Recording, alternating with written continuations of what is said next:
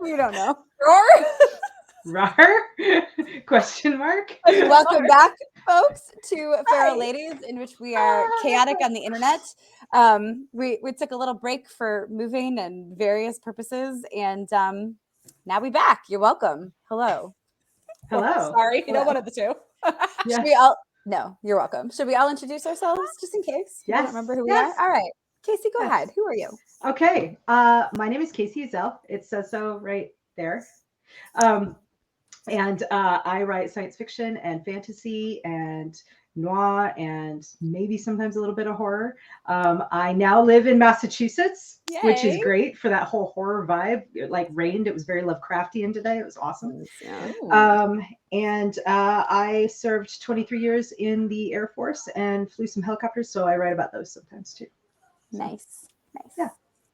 Melissa, your beautiful hair. Hey, with my beautiful, Melissa got her just hair got done my today. hair done. Yeah, for you all and also herself. Yeah, you are welcome. Mostly for you guys, because let's be clear. I mean, so hey, I'm Marisa Wolf. I write sci-fi, I write fantasy, and I always put romance in because I write what I love to read.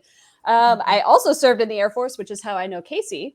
And then I met Marisa at Fantasy, which hopefully we'll all be at next month. And yeah, I'm just happy to be here because we're going to have fun. Have fun. I'm Marisa Wolf. I write science fiction and fantasy and all the corners I can get my grubby little hands on. I have not served in the Air Force. I just hang around with cool kids who do things. And I also live in Massachusetts now, which is the land of my birth, which explains probably a lot about me. You're welcome. But mostly means that I get to go to Kacey's house for dinner. So, and she gets to feed me at her house, which is also fun. I mean, take that with a grain of salt, y'all. I am many years out of practicing cooking. I married a Cajun on purpose, and he is a good cook. And I am slowly making my way back to remembering how to do these things. Marisa's the native masshole. I got here late, but I'm enjoying the immersion experience. Kacey was like, so I don't know what it says about me. Yes, I do. But the vibe really suits me here. And it's really great. I like that a lot.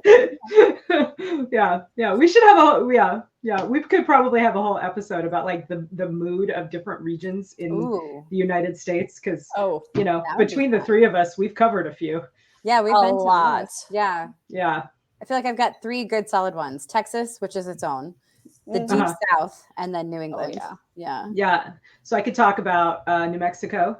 I could talk about South Dakota, Virginia, like Virginia, DC. So Northern Virginia, which is not the same as Virginia. Different vibe, right? And then, I mean, it's not part of the United States, but I could talk about what it's like to live in Japan. I mean, also very cool. So. Future Florida, show. Michigan. Oh, Florida. I lived in Florida for a while. Yeah. Nice. Memphis, which is its own special place. Yeah, not quite the deep South, but adjacent. Yeah. Very much its own thing. That sounds like. So if that sounds good. Yeah. You guys should comment. Yeah. Leave us a note. Let us know what you think we should talk about, and we may or may not listen because again, feral. We might not listen to our own plan, to be clear. Accurate. Yes. We want to give you what you want when we want it. But we also want to do what we want when occurs to us. Yeah. When we want it. When we do. Yeah. Feral ladies. There are no rules. There are no rules. There might be, but we just don't care. We ignore those. That's how we do it. We did talk about a topic for you all today. But also, I think before we start, it's very important to note that you will be watching this at some point in March, which is AKA the month of Melissa, AKA the month where we all have releases. So we should talk about Melissa for a second, though, because she's dominating the first 2 weeks of this month. What you got, girl? Absolutely. What you got? Okay, so on Friday, which at the time of this recording is in 2 days, I have my 3rd Salvage Bunny book coming out in the Salvage title universe, Fallout on Darsaana, and it's so good. It's so good. I'm so proud of it.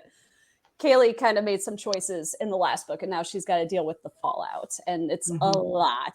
She gets herself in trouble, but it's going to be fine. I promise. I promise it'll be fine. And then somebody who I cannot say no to, Marisa Wolf,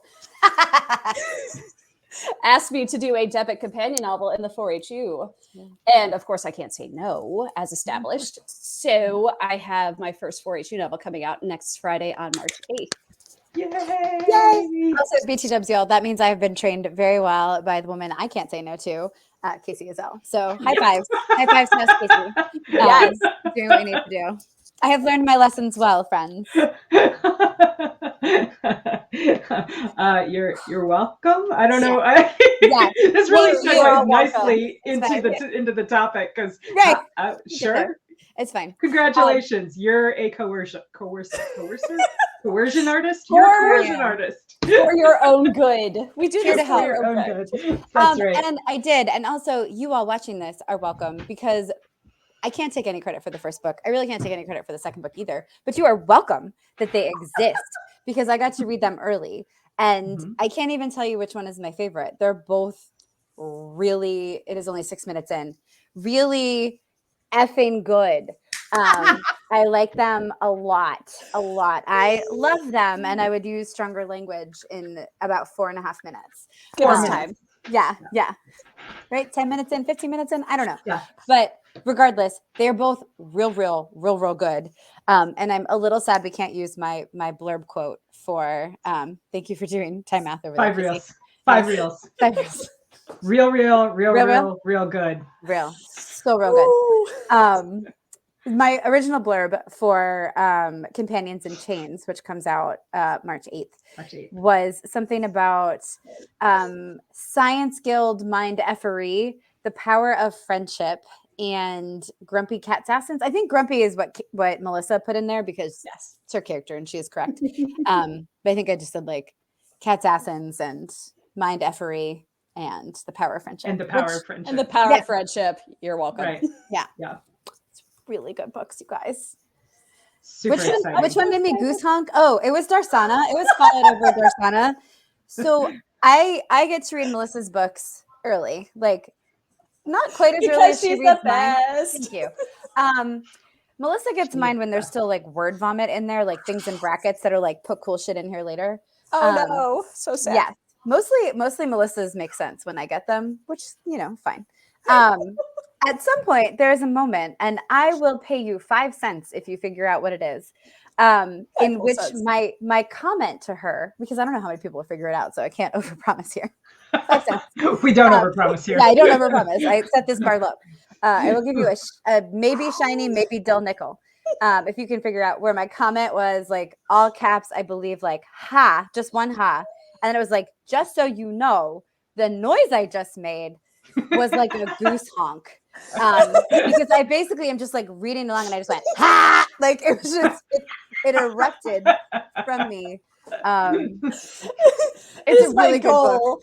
It is my goal to make Marisa goose honk for everything she reads right now. And I almost got her on the short story I sent her. You did. Almost. It was so close.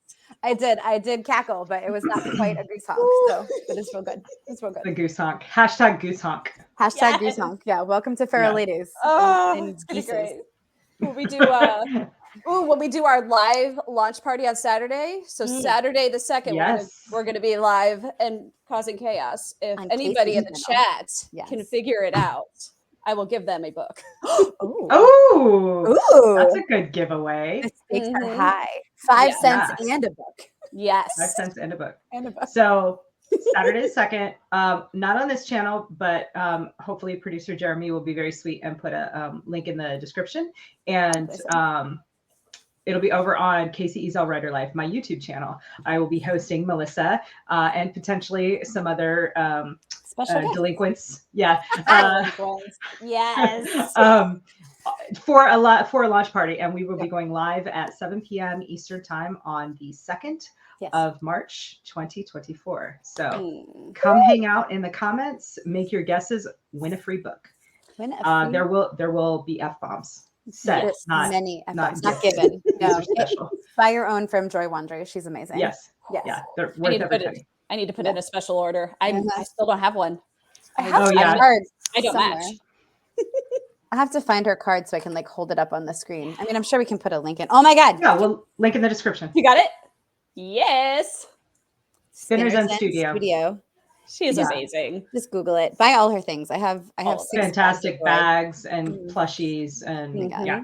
She's freaking Awesome. amazing. I still have plushies behind me. Anyway, she's great. We love her. She's also a feral lady. We should get her on here at some point. Yeah. Yeah. I have ideas. Yes. Oh, fantastic. This is live things, not live. Secret ideas. But excellent. So month of Melissa, first 2 weeks. Enough about me though. Let's talk about week number 3 with who has a book coming out on the 3rd? Is it Marisa and It's Bill me. Webb? My book is behind me and I'm attached to my computer, so I can't reach it. It's fine. Don't worry about it. It's called We're doing great. It's fine. We are super on top of our lives. It is called The Spider. If you have at all followed my authoring over the last few years, you've probably heard me talk about it more than a few times over the last 2 years. And I am so excited that you get to actually hold it in your hands or see it with your eyeballs. So Bill Webb, writing as his actual formal government name, William Allen Webb, and I wrote The Spider together. It officially kicks off the Valkyries initiative, which means you are getting at least 4 Valkyries books this year after The Spider. So excited to bring all that to you. So The Spider kicks it off. If you have read the Hit World books, and if you haven't, please pick up Trash Man by Bill Webb. It's so good. Just pure chaos in the best urban fantasy kind of way. So you may be familiar with Cynthia Witherbot, who is it's 11 minutes after the British bitch. Her full name. She is Cynthia fucking Witherbot, according to Bryn, who is my Valkyrie. So you may recognize her from Dear Cynthia, which was a story in the Valkyries initiative. You may recognize her from Trash Man, and if not, you should, because she's a delight. Not to other people, but to us as readers. To the writers, yeah. To the writers, for sure. I love her. I love her like a lot, which is delightful because my Valkyrie character, Bryn, hates her equally a lot. Cynthia fucking Witherbot. So she is one of my point of view characters. Bill also writes from his shooter point of view, and then we each have 2 others. So we are writing people who are the protagonist of their own story and the antagonist of the other people in the story, which is super fun. So check out The Spider. Get ready for a year of Valkyries, in which you will see more of Melissa and more of Kacey and more of me. You are welcome. And that comes out March. What is that? 16? How does time work? I don't know. 15? Look on my webpage. We'll have things. It's up for pre-order right now. So The Spider. Link in the description. Totes. Thanks. I'm just going to keep saying that like the whole video. I'll just be like, link in the description. He's going to love this so much. Like and subscribe. And then. Please do though. For real. Please like, do. Like, hit the like button. Check. And yeah. You like us. Because then. Because you like us. You do like do. us. You're You know welcome. you do. We love you too. Yeah. March 22nd, something else is happening. What else is happening on March 22nd? Well, it's John Ringo's birthday. Yeah. Cool. Nice. The only reason I know that is because it's the day before my birthday. But The Queen's Fixer is launching into the universe after over a year, 2 years of talking about this book. It's finally coming to fruition, and I'm so excited about it. So The Queen's Fixer is the first book in a new space opera series created by me, and it is a shared world in which I currently have one core author besides myself, and that is none other than the factory boss, Chris Kennedy. So the Queen's Fixer is by me, and then that'll come out March 22nd. And then the second book is The King's Daughter, and that Chris and I wrote together because I needed a dad, and you'll see why when you read the book. But I needed a dad to help make this what it needed to be. And so, Chris has 3 children, and they're grown, but once a dad, always a dad, right? So, and then we finished it up with The Conqueror's Promise, which will come out in May. So you're gonna get bam, bam, bam, 1, 2, 3, and then July, probably July. depending on how the publishing schedule goes, we will be releasing a new anthology, which I can't tell you the title of yet because I'm not 100% sure what it is. It hasn't been finalized. Yeah.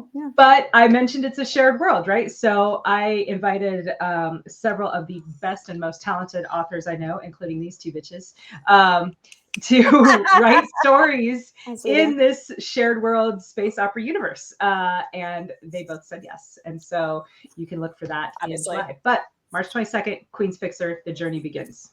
Yes. Woo! Oh my God. Y'all, it is so good. So good. It's like, I really like it. It is so good. I also got to read that one early and then again when it was done. And that was pretty fucking cool. So yeah. Oh, it's like old school space opera, and it just gives you like those old Pern vibes, and I just love it so much. Also, if you haven't seen the cover, please go to Kacey or Chris's Facebook page and look at that freaking gorgeousness by Sam Kennedy.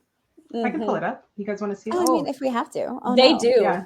I know they want to see it. I mean, talk amongst yourselves for a sec while I navigate to it. But so Sam Kennedy, that name might sound familiar to you, and it should. He did the cover of Beyond Enemies, which is the book that I had come out in February. And it's so good. Thanks. If you read it and you liked it, please go review it. Because it doesn't have a ton of reviews yet, and some people legitimately didn't like it, and that's fine. Some people don't like snarky dialogue, and that's okay. But because there's so few reviews, that hurts the rating. So if you liked it, just go ahead and hit 5 stars. And if you didn't like it, you can email me privately. Don't tell the world. Thank you so much. Nice things in public, please. We're fragile creatures. That's right. Yes, which we're going to talk about after we look at this gorgeous cover from Kacey. Yes, we are. Yeah, here it is. Is it sharing my Oh, do I have to tell? Oh, you have to put it in the show. Please hold. I have responsibilities. All right. Look at it. It's so pretty. Yeah. Oh, I love it. So it's like, what was it? Space Regency meets Dune, right? Isn't that kind of a little bit? Yeah. Yeah. So it's a high tech society, that has advanced technology like nanites and interstellar travel and stuff like that. But they the technology is very tightly controlled by essentially like the religion analog, right? And so there's a very medieval feel to it. And I asked Sam to, I told him about those elements and explained what I meant by that, which I'm not going to do here because spoilers. And he took that concept and ran with it, and he gave me a futuristic medieval cityscape. And I love it. It's gorgeous. It's got that like sweeping space opera look. And so. Oh my God, it's so good. Mm-hmm. Yeah. So good. So, oh man. Anyway. March 22nd. Get it for March yourself. 22nd.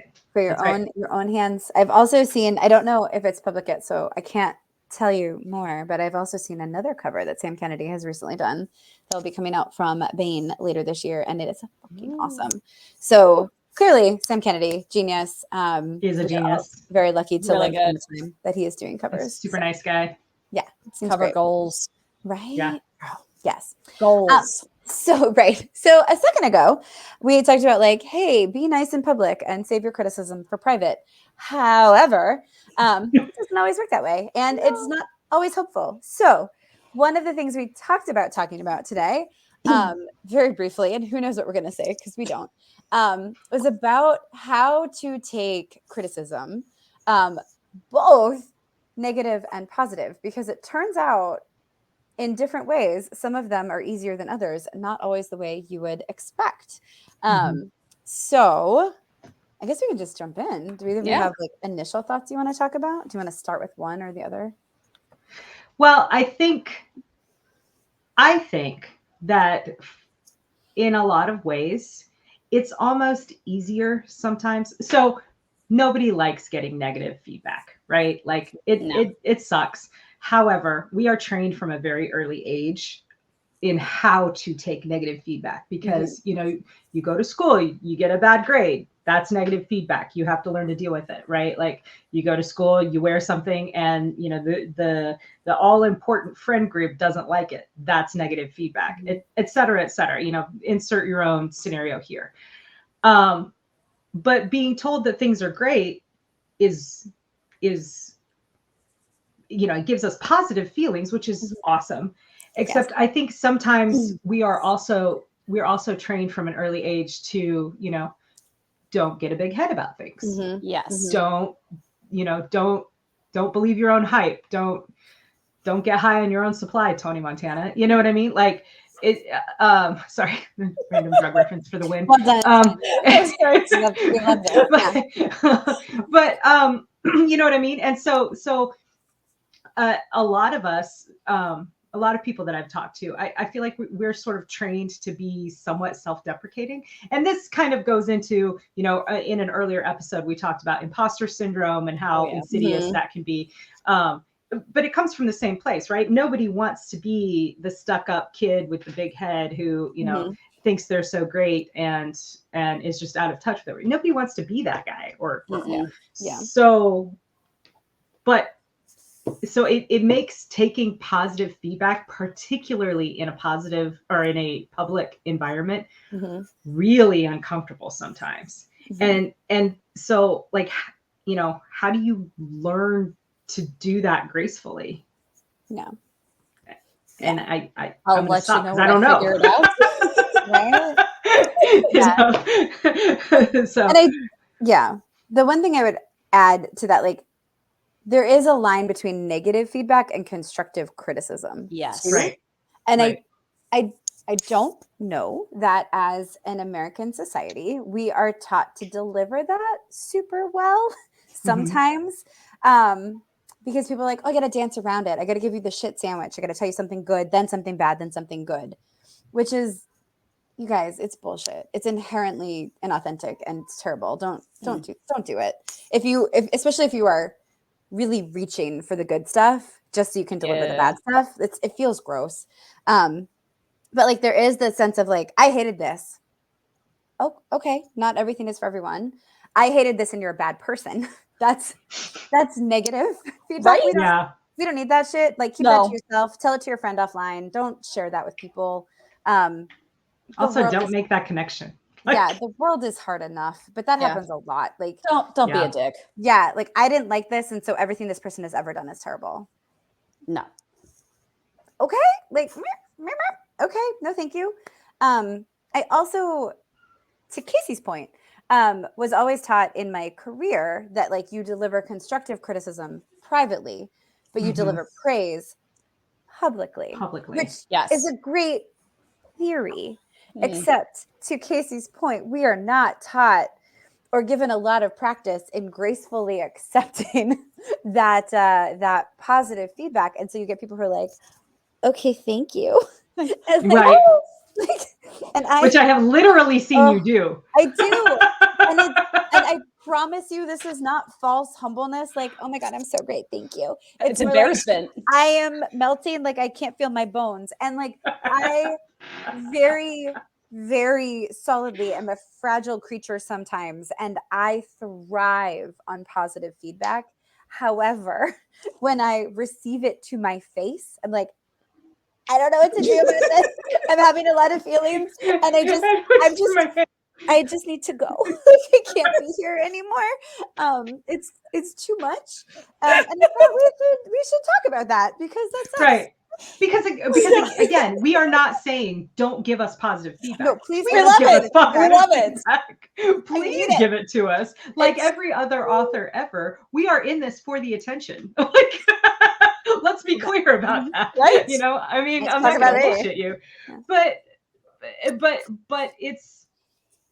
It is a line to walk, right? And you know, for me, it's also a matter of degree, right? So if someone comes up to me and is like, "Hey, I loved your book," it's like, "Hey, man, thank you. I'm so glad you liked it."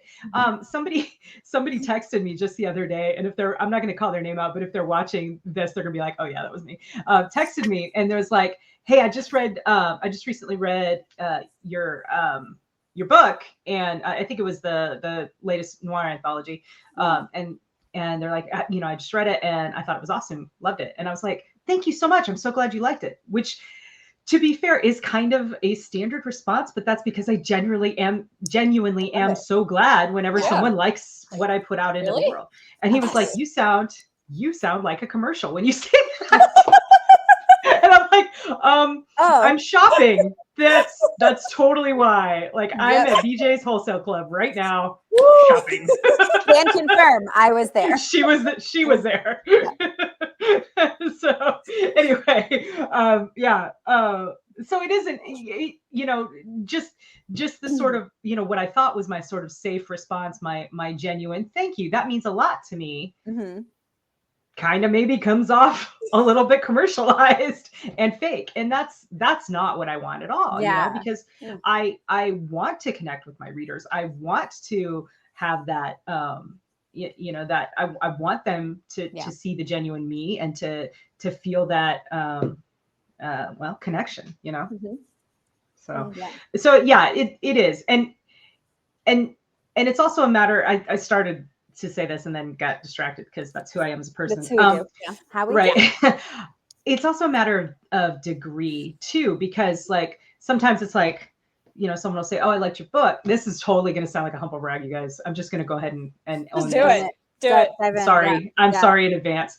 But someone's like, "Oh, I really loved your book," and you're like, "No, oh, thank you." And they're like, "No, I really loved it." You're like, "Okay, no, it was so good." You're like, "Okay, thank you. You're really intense."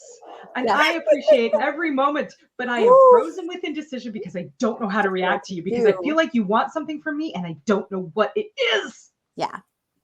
Watch my face turn beet red. Yes, please. Yeah. Public praise. Like, it's not just embarrassment though. It's also like just like that giddy, like, oh, you did? You really liked it? Oh my God, I'm like dying, but I'm trying to be professional. God damn it. And it's like I'm like, goddamn professional, and holy crap, it's awkward sometimes, but it's also really cool. Yes. And then we act awkward because that's also who we are as people, and it just tends to spiral sometimes. Like, thank you. And again, we are not saying don't give us praise.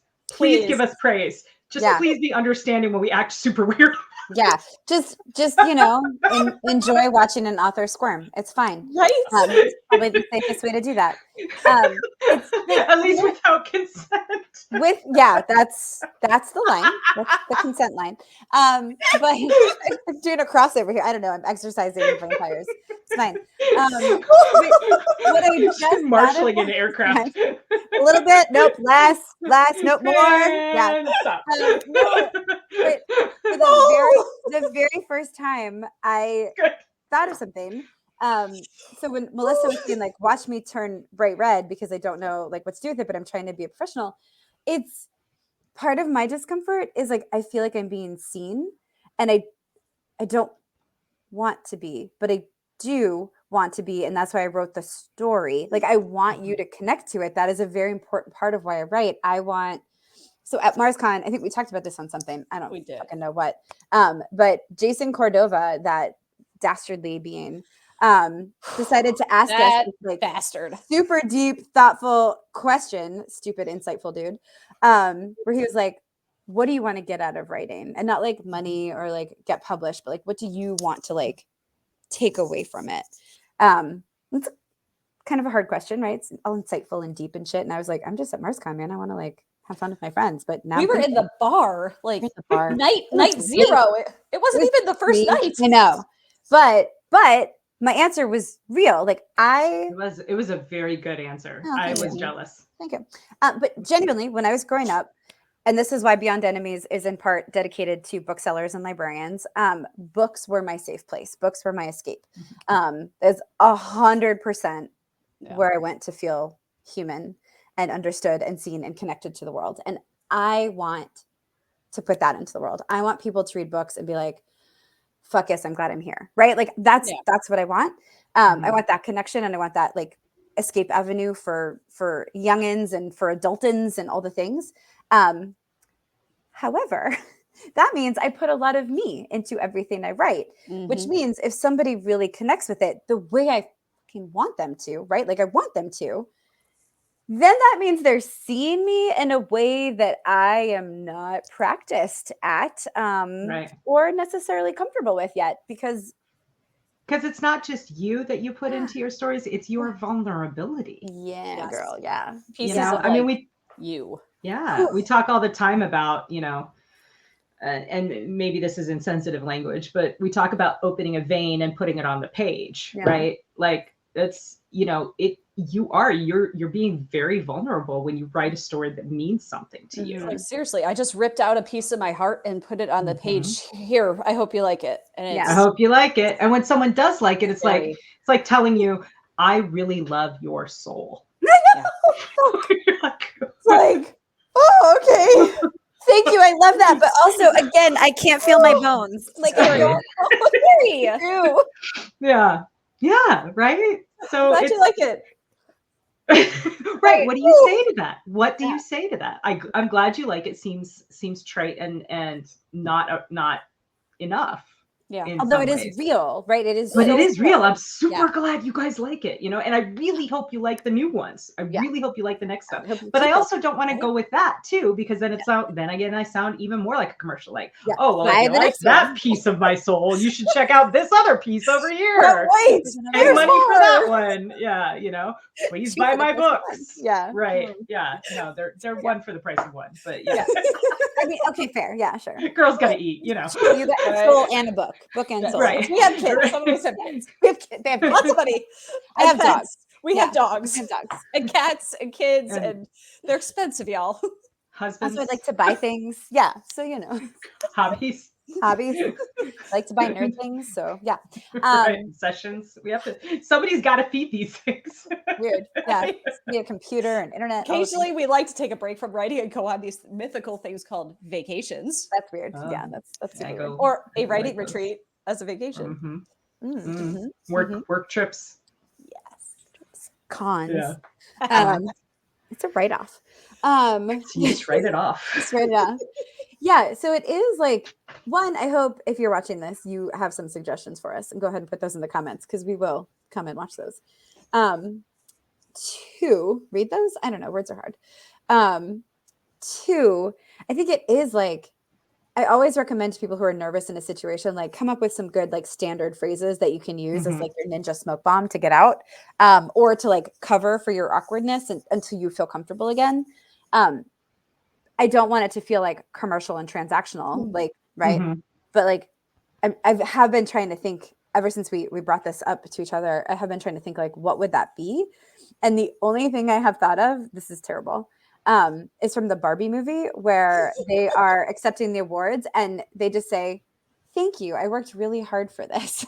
And like, that's all I can think of. But there's also something good in there. Like, "Thank you, I worked really hard on this and I'm so glad that you enjoyed it." Yeah, because we do. Yeah. Yes, right? But that's the closest I can get to anything that feels like, holy shit, like I worked really hard. I'm so excited that it hit you that way. And I need to stop talking before I cry. Like, I don't know. I don't know what else. Right. Ninja smoke bomb. I don't know. Yeah. Thank you. I love that. Thank you. I worked really hard on it. It means a lot to me that you connected with it. Yeah. Maybe I'll just say that. It means a lot to me, because it does every time. It does. Yeah.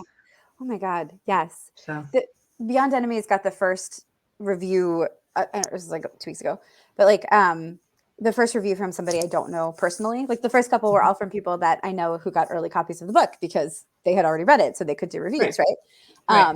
So the very first one, and yes, I read my reviews. Like, come on, I'm not gonna. We all do, right? Like, who doesn't? Whatever. But one of the first ones, somebody that I had never met, and I just sat and grinned at the computer like a big dumb dummy. And to be fair, like, if you want to get a more measured response from me, go ahead and email that shit, because I will read it, have my little like, that was awesome, yeah, and then I can respond like an adult. Yeah, about it. Oh my God. Yes. Shriek real loud. The dolphins cackling like a dumbass. Yeah. To be fair, this isn't just Marisa. Like, we all do this shit. Oh, we all absolutely. Yeah. These are my people. Yeah. Oh, did you hear that shriek from Memphis? That was me. That was yeah. Oh, and then we like send them to each other too. Did you see this like rave review of your shit? Like, oh my God. Yeah. Pterodactyl noises. Totally it happens. We totally do. Which maybe that's something to bring up too. Like, I think community can really help us figure out how to respond in these types of situations. You know what I mean? I mean, that's what we're doing right now, right? We're workshopping it, if you will. Trying to come up with how do we do this? It's like, girls, I'm stuck. Help. You know, yeah. Valid. Also, total side note. Love it. We totally look like the fucking Powerpuff Girls right now. Just wait till I get the pink added to my hair I next Friday. know. I know. It's gonna be amazing. Oh, I can't wait. LibertyCon. I'm gonna get like a little hair refresh before to celebrate my girl, the Mistress of ceremonies. Mistress. The Toast Mistress. I started to say master, and I was like, "Fuck no, she's the mistress. It's fine. We got this." Yeah, and Kacey is also going at the same time to get her hair refreshed, and I have been plotting to try to get Melissa here to go to the same badass hairstylist. But so yeah, we'll powder puff that shit, or Powerpuff. We need shirts. Yeah.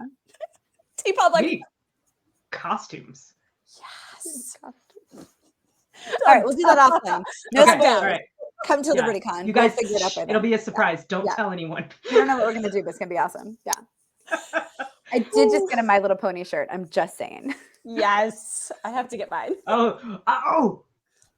Ideas. Okay.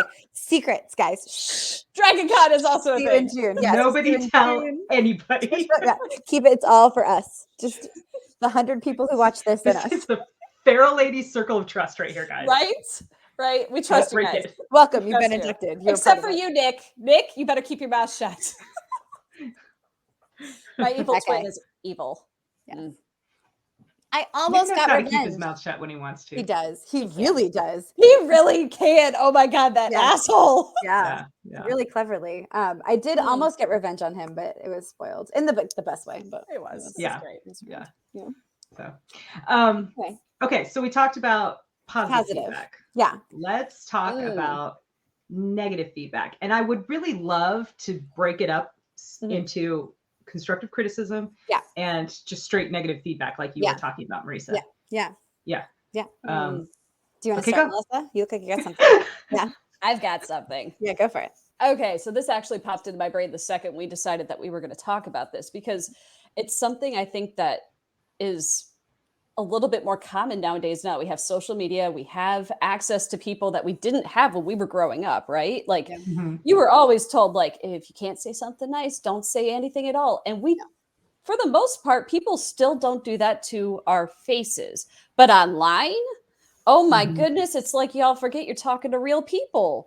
Yeah. And people can be so mean. It's like, dude, just say out loud what you just typed. And if it sounds mean, it probably is. So I think that's where we get a lot of the more hateful or just plain rude, like maybe you didn't mean it to come across that way, but it did. You kind of hurt my feelings.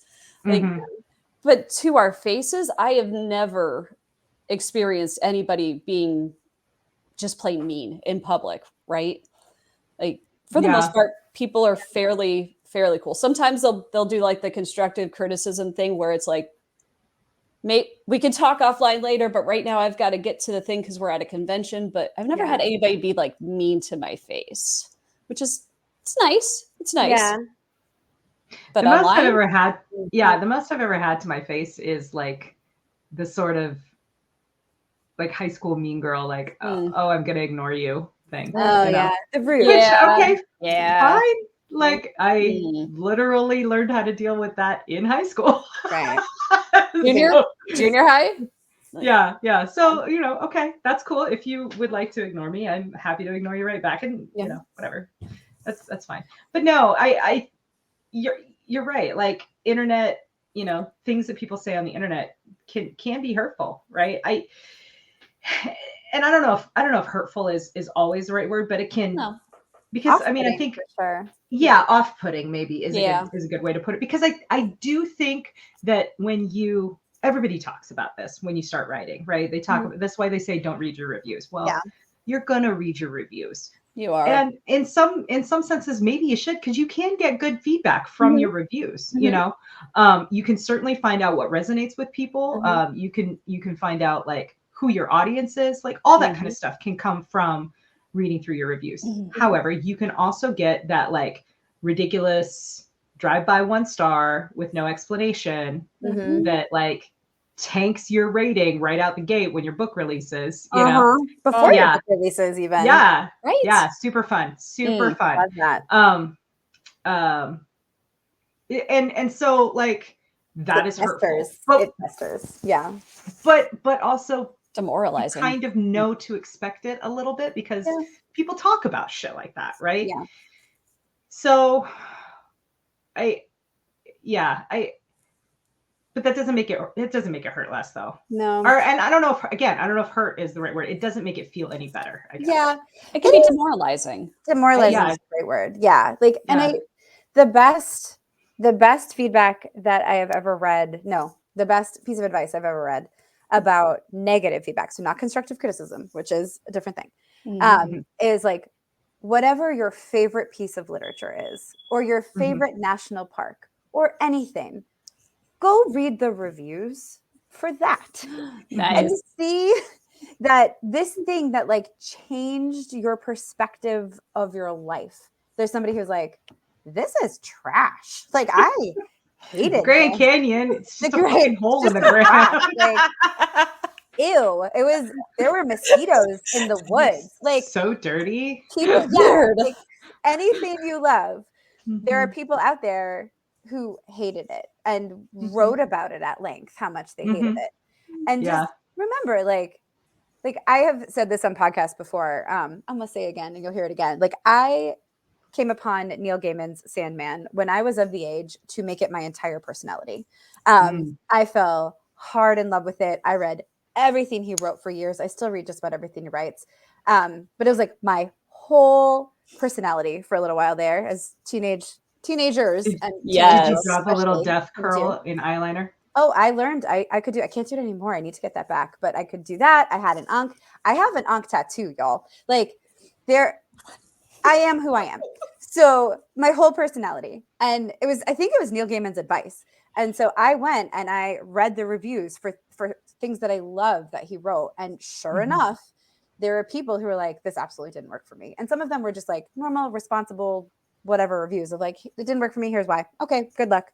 And then there are people who are like, this is the worst set of words that have ever been put together in the history of time. And you're like, right. And you're a bad person. You're a bad person for putting those words together. And I think you suck. And I was like, oh shit. Okay. Yeah, this is accurate. So yes, not everyone's going to love my shit because not everybody loves the things I love. Like not everything is for everyone. And I do try to remind myself, and it like 90% works to remind myself of that, of like, okay, not everything is for everyone. And one of the more recent negative reviews that I read, the thing this person didn't like is the thing that I am proudest of in my writing. And I was like, cool, I literally am not for you. And you absolutely should not read anything that I write because I love this shit and you hate this shit. And that's cool. That's okay. Not your cup of tea. Let us go about our business together. Like it still sucks. Like I'm sorry you didn't enjoy it. Genuinely, because I worked really hard on it and I thought it was good. And it is good, but not for you. And that's, so it's still like there's that 10% that's still like, but I want everyone to love me. Yeah. But like 90% is like, that's cool, man. Like I hope you find something that really works for you because you deserve that. Because this isn't it. I don't have it. Yeah. And it won't be anything I write ever. If you don't like snarky dialogue, this is not, I am not your girl. Do not come on my adventure. Yeah. Like that also, we should probably not meet in real life. Yeah, you probably would also very much not enjoy me in real life. So you're probably not watching this, but like via Vengeance, I hope you find the shit that works for you. I love that for you. Yeah. Nope. The other thing too is that I think, to Melissa's point earlier about the internet being unprecedented access to people. I find it helpful to kind of keep that in mind as well, because sometimes criticism is legit, right? And sometimes it's just people being mean on the internet. And so like for example, as I mentioned, I have my own personal YouTube channel and I haven't been posting a lot of long form videos on there since basically before I started this move. Although we're getting back to it, Saturday the 2nd, come hang out. But I have been doing a lot of shorts. And I got a comment on one of my recent shorts where it was just the word cringe, right? So I guess they didn't like my little short video showing how beautiful Maine was. Okay, that's cool. Yeah. You know what I did? I went ahead and deleted the comment because it's my channel and I could. And it wasn't a comment that I was going to get anything out of. And if you find my content cringe, okay, again, I'm not for you. And that's fine. You know, I am not going to pretend that, you know, while I fully 100% support the, you know, the right to free speech, I'm not a government entity. My channel's like my like my living room. Yeah. And I wouldn't allow you to come into my living room and tell me that I was cringe, you know? So I would say, okay, great, please leave. And so I think keeping stuff like that in perspective has been helpful for me too. That's smart. And you know what? If you want to come at me for deleting comments on my YouTube, just don't. I'm just going to delete your comments too. Right? Like you're a private person. You can say whatever you want in your own space. Right. Like, and you are welcome to keep your negative comments on your YouTube channel. I would like to keep my YouTube channel to be a positive place for me and also for people who like my work. So that's what I'm going to do. Okay. So that is a big, so any of you who are watching this who are authors, want to be an author or want to be in an industry, like a creative industry, I recommend that you keep the positivity, not false positivity, but you keep the positivity outward. Because one, you don't know who you're ever going to work with or have a chance to work with, or who might be speaking your name in rooms that you have offended by writing a really nasty review about something they wrote. And you don't want to do that. So the second I was starting to think about, and I tend to be pretty positive as a whole anyway. If I don't like something, I just don't like it and I move on. I try not to spend a lot of time thinking about it or posting about it or talking about it. I said I try. There are nerd rants that I have done in my life recently also. It's fine. But mostly I try, if I'm going to review something, especially now as a professional author, if I'm going to review something, it's going to be something that I feel was 5 stars. And I'm going to give those 5 stars. I'm going to feel really good about it. And otherwise, I'm just not going to mention that I read it or saw it or whatever it. Or I'll just be like, you know what? That wasn't for me. I tapped out real early. Like, or if I'm giving feedback, I will give it to that person privately via email. If I've been asked to do that. Yes, for sure. Which is also to the constructive though. It's not, I don't think I've ever given anybody negative feedback. Yeah. Well, that also goes back to like praise in public and, you know, criticize, you know, in private. Yeah. And you know what? I strongly recommend.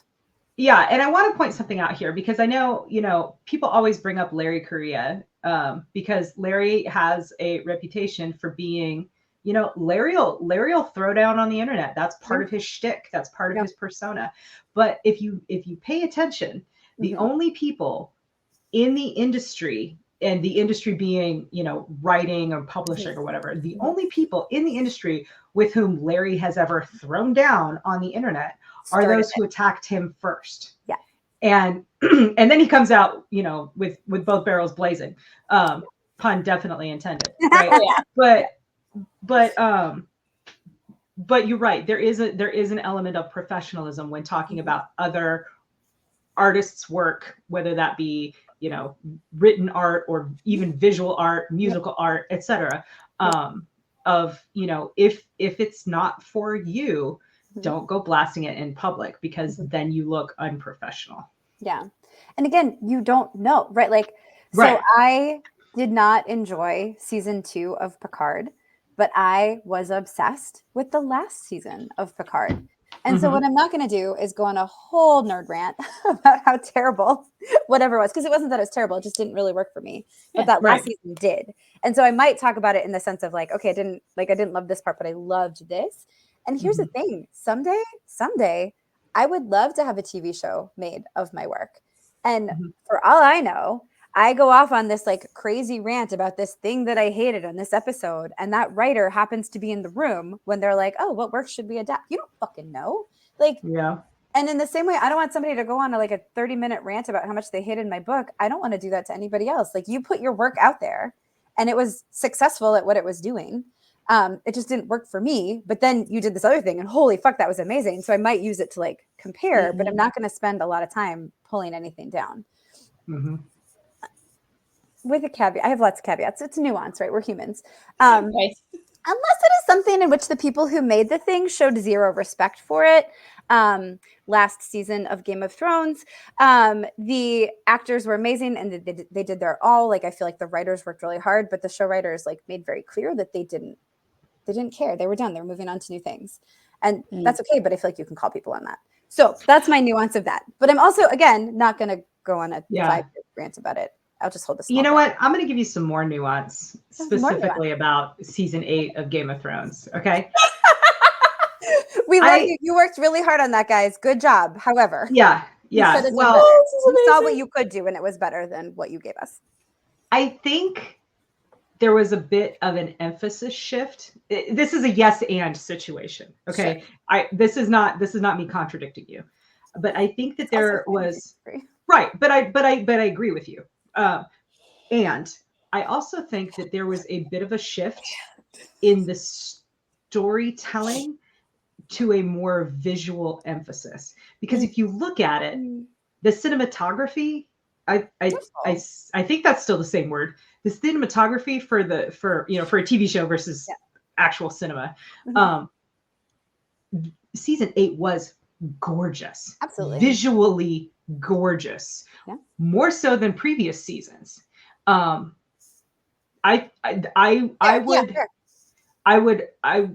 would challenge you to watch, season 1. Now, season 1 had a lot of sweeping vistas and, beautiful costume design, beautiful set design, all of that kind of stuff. I just don't remember when the super dark episodes were. That's the only reason I'm having pause. There were a couple that were so dark it was hard to see, but that might not have been it. Carry on.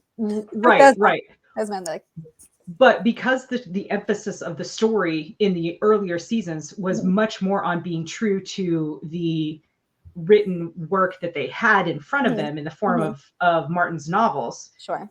It was less so, they were relying less on the visuals to tell the story, which I think is what they were doing in season 8, because they didn't have that written work to rely on. And they were just sort of going on, well, we know that this happens, We have incredible actors. Let's make the most of them. Look how beautiful everything is. Yeah. Right. And we have these beautiful sweeping sets and these gorgeous dragons and this amazing CGI.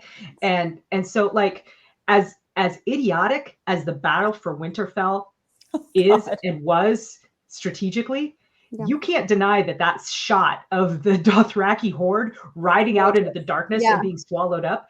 Yeah. Visually beautiful. Yeah. Strategically idiotic. Well, there's a couple things, right? A lot of that. Season 8 also gave us one of the best Sansa Stark. Strategery. Yeah, strategery is overrated. It gave us one of the best Sansa Stark moments ever. It gave us some really impactful deaths that were done just beautifully. So, like, it wasn't the worst. And I think that's the thing too, is like, it's also like, let's not just focus on the negative. If there was something, and the only reason I will complain about season 8, it's not because it's like the hip thing to do. It's not the hip thing to do anymore. It's very old now. But it was a hip thing to do for a while. Cool kids say. The cool kids are real hip. I'm super whatever. It's not busting anymore. Oh geez, God You're help so us. based. I'm terrible. But like, it's not that. It's because like genuinely, I don't even know if I used it right. Laughs at 40-year-old.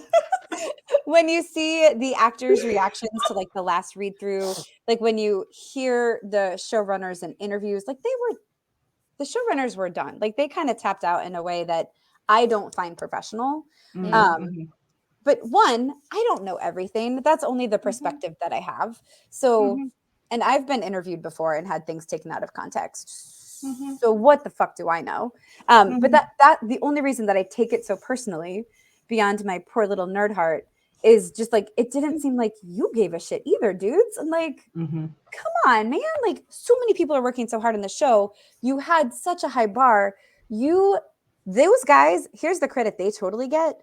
They had men in business suits talking about Tyrion on business trips in the Atlanta airport, which was the coolest fucking thing I ever experienced up until that point, where I was like, did those people just say Tyrion in the Atlanta airport? And they're like, finance bros? Like, fuck. So like, you're talking about one of my imaginary friends I grew up reading? My blood? Yeah. You read? Oh, yes. I don't want to talk to you, but I'm so interested in what you have to say. So like, you had that bar, and then you were just like, meh. Maybe, and maybe you weren't. And like, that's, you know what? It's not my place to judge. And so professionals in the industry, remember that these people could someday be making choices about your intellectual property. And I would talk about people the way you would want them to talk about you, which is why the only reviews on my Goodreads are 5 stars, because I only rate the things that I really loved. The only reviews you leave on Goodreads. Yes. Mm-hmm. I only review flat out. I only review the things I really love. If I don't love it, it's just not for me, and it's going to be for somebody else. So I'm not going to yuck it on the internet, on these internet streets. Anyway, that was a very long segue. Sorry, Game of Thrones showrunners. But kudos. We told you we weren't going to stay on topic, guys. Kudos and to it your was all related. cinematography. But again, like, I hope some of that was constructive and not just negative, because I'm not like, you are shitty people, you're terrible. It was just like, it seemed like you were done and you opted out, and that sucks, man. Like, that super sucks. And maybe it's not true, but I'm not saying you're terrible people. Vaya con Dios. Like, they have gone on to work and be very successful, and some of them on shows that I really like. So kudos. But that's so keep your negative shit offline if you can. Like, it's the world is shitty enough. Like, we don't have the internet is shitty enough.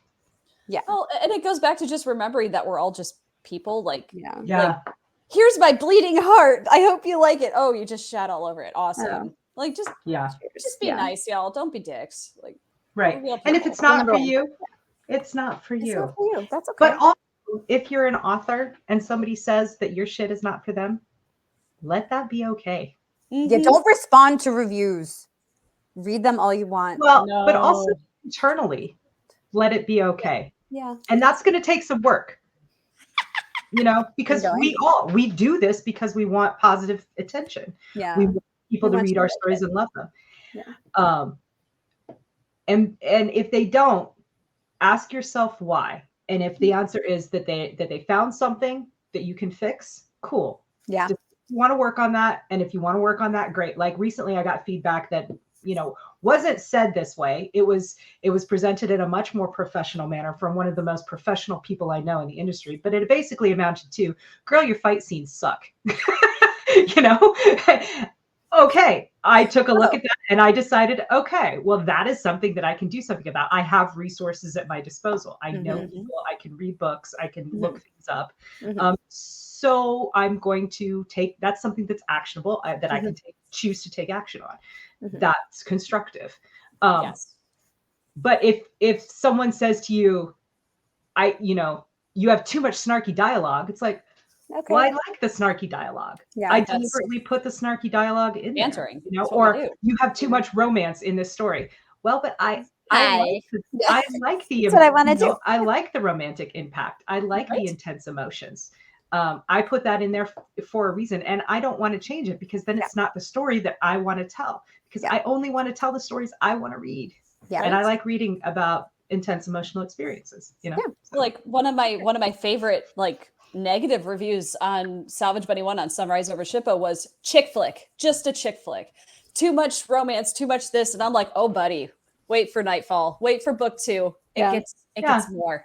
Because I'm not writing for that particular person. And that's fine. Yeah. Again, it has to be okay. If you're not going to make changes, if someone says your stuff is not for them, it has to be okay with you. Yeah, you're right. You're totally right. Because you can't be everything to everyone. Yes. And everything isn't for everyone. And that is genuinely okay. Like it's that's a whole like other food. episode. But yeah. I hate shrimp. My husband loves shrimp. Yeah. I cannot stand shrimp. He's not going to hold me down and force shrimp into my mouth. I mean, no kink shaming, but you know, right? That's not our kink. That's not our thing. You probably also won't stop him from eating shrimp. Right? Exactly. I'm not going to yuck his yum, but he can't make me yum his yuck. Yeah, fair. Nuance. Yeah, right. I like it. Good side. Yep. You like wiped that away. Like, oh, that didn't sound good. Make that go away. No, it was a full circle. It wasn't a wax on, wax off situation. It was a full circle. It was fine. Oh my god! I just fucking honked. So good. Okay, well, we broke Melissa. We can come back. Yeah, Yeah, you were cackling a second ago. Did you have something else you wanted to add before I take us to constructive criticism and then we wrap up? Me? Yes. Yes. So one of the things that you mentioned earlier was like, with positive stuff, we don't want to get a big head, so to speak, right? We don't want to like get arrogant. And that's like me personally, like I know that's something that when I was younger at least, was prone to. Like it's something I watch for. Anytime I feel like I'm getting a little too arrogant, I just ask my husband what he thinks about my books. Because my husband is an asshole. And he will tell me exactly what he thinks. And in a good way. He's like, no, it's good. Here's the things that you messed up, did wrong, could have done this better. And I'm like, he critiques it like it's a flight. Like, yeah, good flight. We landed. Okay, here's what you fucked up on. Yes. He was a fighter pilot. It's what pilot. He does. Yeah. Was he was an instructor, right? Yes. Yeah. Yeah. Not just like an instructor, but he was like an instructor for like baby fighter pilots. So a schoolhouse instructor. Yes. So he debuts. Yeah, I do the same thing. Yeah, it's real important. Right? Yeah. I've had to train myself to and not give the shit sandwich, but to also point out a military the good thing. Stuff. Yeah. And sometimes there isn't, right? Like, I mean, that's anyway. Yeah. So constructive criticism, that is the like instructor role here, right? Like how you deliver it might make it feel different ways for sure. But we were recently in a conversation with a bunch of other authors and editors and a publisher or two, talking about like, you have to be teachable. You have to be coachable in this. Yes, your story is your story and you know it best. However, you're also very close to it. And rightly so, you should be. And hug it. Yes. And if there are people who are very good in what they do and are giving you thoughtful feedback, you have to at least consider it. So I have worked with a range of editors. And even the most talented editor, when I am reading through the notes, I will get in my feelings at least 5 times where I'm just like, you know what? Fuck you. And I will not ever say that to an editor because that is inaccurate, right? But I you're right. I have a momentary feeling and I deal with it. And then I decide, actually though, is this a good point or not? And even if it's a good point, do I want to take it or not? But I can't the emotional reaction is a totally valid first reaction. It can't be your last reaction. Yes. You have to actually then weigh the like, but is this a good point though? And often it is because somebody is objectively reading your story. Yes. And sometimes it isn't. And to be coachable and trainable, you have to genuinely ask yourself that question. And if you're rejecting every edit, either you're not working with the right editor, which is possible, or you're not approaching it right. And you really have to look at yourself for that, / use your community and be like, am I being crazy here? Is this actually a good point? And there are times when I have my fuck you reaction and I stay there and then I will run it by a Kacey or a Melissa and they'll be like, hey man, I love you, but she's right. Like that's not doing what you wanted to do. Like I get what you're going for, but it's not doing the thing. So you got to fix it or take it out. And sometimes you need to hear it twice. Sometimes you need, a day or two. We get very and the opposite. Yeah. And the opposite is true too. I mean, there have been times when you have hit us up for edits and I have hit you guys up for edits when I've been like, I think this is voice. This is my voice as a writer coming through. It. Yeah. Me. Is this voice or is this, is this a valid edit or not? Yeah. And sometimes it is, and sometimes it isn't. Sometimes it's like I'm trying to do a thing. In this most recent edit that I did on the Queen's Fixer, the editor that I have is fantastic. She's super experienced, really really good at what she does.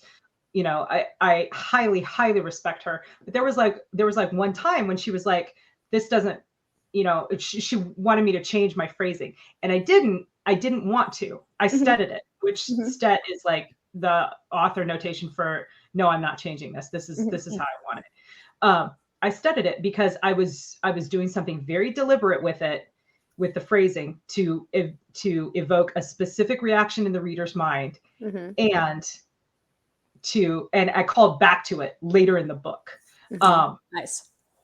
And you guys both knew that because you both read the early, the early manuscript of it, and so you were like, no, this is legit. Yeah. You should leave this. It does what you want it to do. So it does go both ways. And a good professional editor, which all of the editors that I've worked with at either Bain or CKP, fall into this category. Absolutely. A good professional editor understands that and knows that, and will like, they don't get in their feelings the way we get in our feelings. Well, probably not quite the same level. But a thing that I love about Maya Cleave, who edits for lots of people, and if you can ever get your shit edited by her, strongly recommend. Highly recommended. She's very busy though. She is. She's so great. But she will flat out say, you can take or leave these edits. I am pointing out a thing where I am telling you what I think it's saying. And if that is accurate, then leave it. And if you're like, ooh, no, that's not what I wanted, then you have to fix it. You don't have to fix it the way I suggest you fix it, but you do have to fix it. Right. And she's brilliant at that stuff and really helpful. And so she's like, sometimes authors drive me crazy. That's fair. So like we also give back what we get sometimes. But like, I would say they're probably not as emotionally attached to their I just meant, each individual edit, they don't give a shit. They don't care about that the way that we care about like my phrasing, my precious phrasing. My dialogue. My dialogue. Yeah, you can't have my dialogue. You will pry that from my cold dead hands. Seriously. But yes, you are correct that this 7-line sentence probably needs some editing. Or the fact that I started a sentence with he like 18 times in 2 paragraphs. I mean, it happens. Or I said necessary 6 times in 1 paragraph somehow. That's fine. It was necessary. It was entirely necessary. Poor Tiffany, she's amazing. I love her so much. She was like, you can have 1, maybe, but you cannot have 6. And I was like, I didn't put this in 6 times. Oh no, I did. I should. That's rough. Thanks, Tiffany. That would suck. Yes. I think part of the fun of going through edits and adjudicating them is like getting emotional and having those little rants like, oh my God, I can't believe the editor said that. Oh, but they're right though. They're right. That moment. Or the times where it's like, fuck your semicolon. No, I'm not putting a semicolon. 2 sentences, it's fine. This is a dependent clause. I swear to God, I will die on this hill. Yeah, I don't. It's a way to make it fun, though. It's like, yes, you need to be a goddamn professional and actually look at those edits from a logical, take a step back and look at it like logically. But it's also fun to just get emotional about it, so long as you can take a step back after you're done.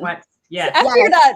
Yes. Yeah. And not turn it on. Feel your feelings and then move along. Have a little rant with your friends, maybe piss off your husband because he's like, dear God, are you still bitching about that? You're like, I think maybe I don't care. Yeah. They don't. Grandma does not care about grandma like at all. Rude. The one thing I will add too. So my early stories, I think it was Assassin. Chris Kennedy reached out with a series of messages, and it was like 1 edit per message bubble. So it was a lot of things that I had to fix. And he was like, look, I noticed you do these. Like, these are some of your crutches. These are some things you need to not do. Like, these are things you need to look out for. And like, I was reading them and I was like, oh my God, I am fucking terrible. I am the worst author who ever authored. But then I was like, no, he liked the book. He wants me to be better. So I hand wrote those bad boys out on some really pretty like scrapbook paper. And I framed them and I put it on my desk right under my external monitor so that when we were working on, I think Hunter was next. I don't think I worked on anything in between except maybe some short stories. But even for those, like when I was going through for editing, I would go like line by line on my handwritten notes from Chris.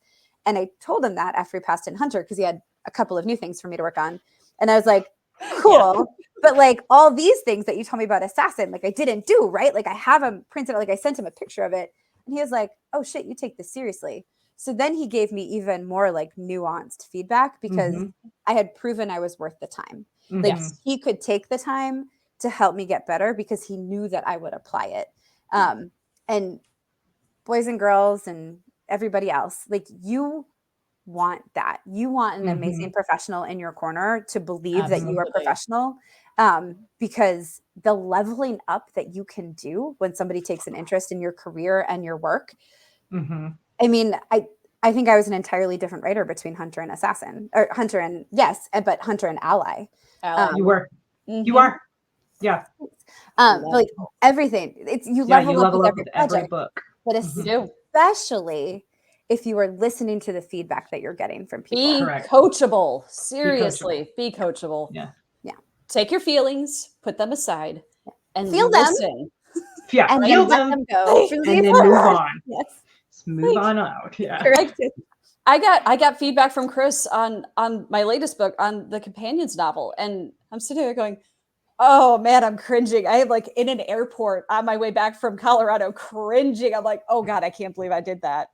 Yeah. But he took the time to like send me actual examples. Like he doesn't just go, hey, do this better. He goes, do this better. Here's why. Yeah. Here's how it, here is a no kidding excerpt from what you wrote. Here's what you did. Here's what it could be. And you go, oh, that's better. Shit, that's so good. Yeah. Examples like that's it's amazing. So put your feelings away and learn.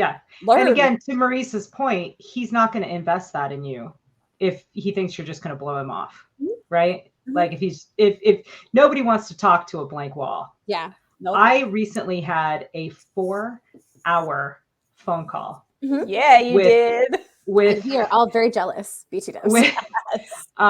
It was a developmental edit call, is what it was, where an individual and I workshopped a novel of mine, and we went page by fucking page through that bitch. And the feedback that I got was so powerful and so valuable. And this is a person who does not have the time to do this on the regular. Yeah. And when I expressed my gratitude to them, they responded with, well, you're right. I don't do this all the time. Some of it is because of because it just takes so much time, and I can't do this for, I know a lot of authors, I can't do this for every author. But this person went on to say, but I know you'll take this and you will make it your own, and you will, and it will make you, it will help you become what you want to become and help you make this project what you want it to be. And I'm really excited to see that happen. So you've got to make them excited. You've got to make them excited to see that happen. Otherwise, they're not going to invest that time in you, and you are going to miss out, and the whole world is going to miss out on the beauty of what is possible for you to create. Yes. Oh my God. Okay. Well, that's a good summing. I can't up that. Right. I'm really good at last lines. Yeah, that was yes, you are. It turns out she really is. Yes. I can open, but damn, can Kacey cook. I'll just hold up the middle. It's fine. It's fine. Dude, I suck at middle, so good. Thank you. Yeah. Cool. They don't call it the murky middle for nothing. The middle. Okay, so you did sum it up really well. But when I did, I read my reviews. So I was interviewed by this gentleman. I had read his review, and it was overall very positive. But he had like actual constructive criticism in there, and it was really thoughtful and really insightful. And so I messaged him about it when we were setting up the interview. And so like before we got started, he's like, "Man, not every author can take that." He's like, there are times that I'm like, I don't know what we're going to talk about because I think their feelings are hurt.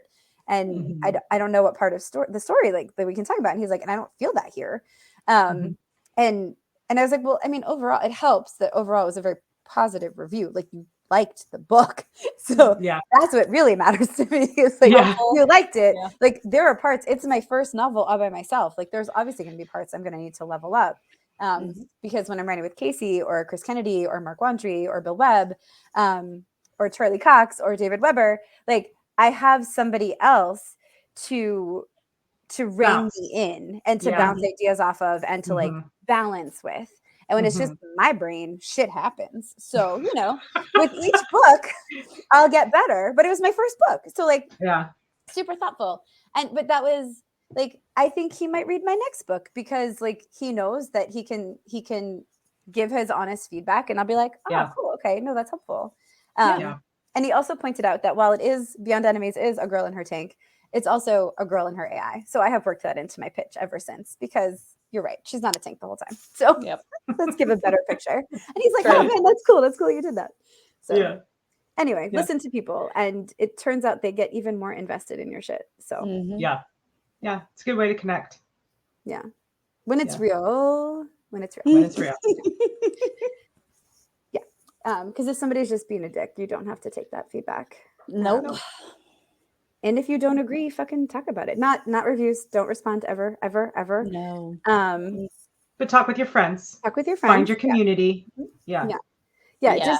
Just look at freaking Book Talk to know how do not respond to your reviews, especially if, I mean, good ones, sure. But don't blow up your career because your feelings were hurt. That's why you have friends. Friends? Yes. Public, Yeah. private, separate those two things, right? Circles of trust. Yeah. Build some. Find some good friends. Don't hurt yourself. Have VPs of common sense. That was some sports writer talked about that back in the, I don't know how time works. Oh, that's a The good 1900s, idea. perhaps. But like how all celebrities and anybody in the public eye, you should have like a VP of common sense, like somebody to check something by. Like I see some of these X tweets that go out and I'm like, the number of people who would call me the first dumbass shit I sent out there, like, are you having a breakdown? Delete that right now. What is wrong with you? Have those people in your life, because when you instead double down on the bullshit, you don't want to be the main character on the internet, my darlings. Don't. No, that's not the way to go viral. Don't. No. Yeah, we don't want that for you or us. Absolutely, though. Have those friends that are going to call you on your shit. Have those friends that are going to tell you, "Oh, sweetie, you are good at what you do, but right here, this part of like chapter 1 or this don't work, and here's why." Like have those friends that you can have those honest conversations with, even when it sucks, or when you're nervous. Because I gave feedback to a couple of friends of ours last week, and it was the first time I'd had to like really give some like not negative feedback, but like constructive criticism along the lines of, this doesn't quite hang together the way you guys did it, but it's easy to fix. But at the same time, it's not going to hurt my feelings if you don't take my criticism. But if I didn't say something, I wouldn't be doing my job as your alpha reader, right? Right. Absolutely. So, have those people that can do that for you is super helpful. Yeah. VP of common sense / helpful feedback giver. Okay. Well, we've ruined Kacey's perfect last lines. You can rewind 4 minutes and watch it and just end it then again. It's fine. You can do that. But don't before this part where we tell you where to find us. Yeah. Okay. That's right. Outside of this safe outside space. of this, where you will circle see of us more. trust. We're doing this more because Feral Ladies is fun as hell, and being chaotic on the internet with my favorite people is pretty great. So you will see us more often with more guests. We've got a couple of really awesome guests lined up for the next couple of episodes. No spoilers because I don't know when these things are airing. So as we go. So stay tuned to watch this. And in the meantime, Kacey, where can people find you? So you can find me on the internet at kaceyezell.net or .com. I own both of them. You can go there and you can sign up for my mailing list. I actually have 2 of them. If you're a romance fan, I have a romance mailing list too. So that's kind of cool. We talk about on the romance list, we talk about romance books. On the regular list, we talk about sci-fi fantasy books. Both at either one of those, if you join, you'll get an invitation to my private Discord server where we talk about all kinds of things, to include raccoons. Don't ask. But that's sort of like that's like our internet hangout is on our Discord server. In addition, if you like my work and you want to get it before anybody else, you can go to reamstories.com/Kacey Ezell. There's a link on my website and it will take you to my Ream Stories, which is a subscription service, kind of like if Wattpad and Patreon had a baby, like they, got it on and produced offspring. That would be Ream. And you can sign up there and get access to short stories and to early draft copies of all of my novels, including all 3 of the Fixer novels are available right now for paid subscribers. They will only be available early until they are no longer early. And then I will pull them down to be in compliance with my contracts. So nice. So go get it now. Go get it. Yeah. Oh, and in real life, you can find me. Vanessa is the next one coming up. And then Yeah, in April. And that is in Durham, North Carolina. I'll be at LibertyCon in Chattanooga, Tennessee in June. And then I will be at Dragon Con in Atlanta, Georgia at the very end of August. My mouth really wanted to say October, but it's It did. You fought for that one. Good job. Yeah, I did. The very end of August, going into September, Labor Day weekend, I'll be at Dragon Con. So come find me. Say hi. Give me a high five or a fist bump or a wink. Don't wink. It looks creepy. That's super creepy. Yeah. High fives. High fives. Hi. Yeah. All right, Melissa. Okay, now that I'm dying. All right, you can find me on my website, melissaolthoff.net. I don't go both ways yet, but at some point I'm going to have to buy .com just to keep up with these ladies because, I mean, you can sign up for my newsletter. It works now, I think. I fixed the problems. Thank you, MailerLite. Yeah. Nice. So you'll be able to get a free short story once I get that automation set up, which is a goal for this week because we never stop working. You can also find me on CKP, Chris Kennedy Publishing website with all of these ladies. You can find me on Facebook where I spend way too much time and I will answer comments, messages, whatever, because I mean, it's fun. In real life, you can find me at Mid-South Con, which is actually my home con. It's the first time I'm going to go. Marisa is going to come stay with me. We're going to have sleepover fun and check this thing out because it is Memphis is special, y'all. It's finally in a place that's safe enough for us to go to. So we'll report back and let you know how it is. And hopefully, fingers crossed, my wonderful husband will work his schedule magic in April and I'll be at Fantasy in Raleigh with, again, these ladies. LibertyCon is definitely happening. The only question is whether or not my children will be there with me. So you're welcome either way. And then DragonCon, again, hopefully I should be there. So Nice. Yeah. Awesome. all the things. Awesome. I am also March 22nd, Queen's Fixer by Kacey Ezell. March 1st, Fallout over Darsaana by Marisa Wolf. March 8th, Companions in Chains by Marisa Olthoff.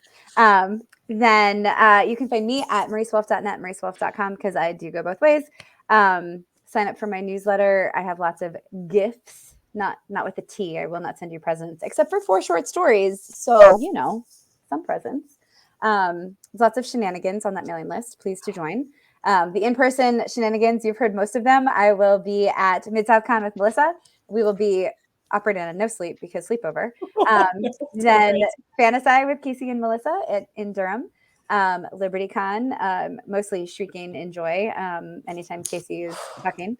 Then I will be at DragonCon, my original con, and Deep South Con. I will be in October in Helen, Georgia. So, you know, also breaking news today, I'll be doing some virtual panels for Balticon. So, you know, that's nice. So, you know, just cool.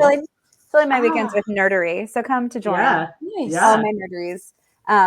And then you can catch us here on the CKP YouTube page. Also, Kacey has her own, which will be linked in the comments. I have my own that eventually I will do things with. Yes. Maybe these things. I don't know. Feral ladies everywhere.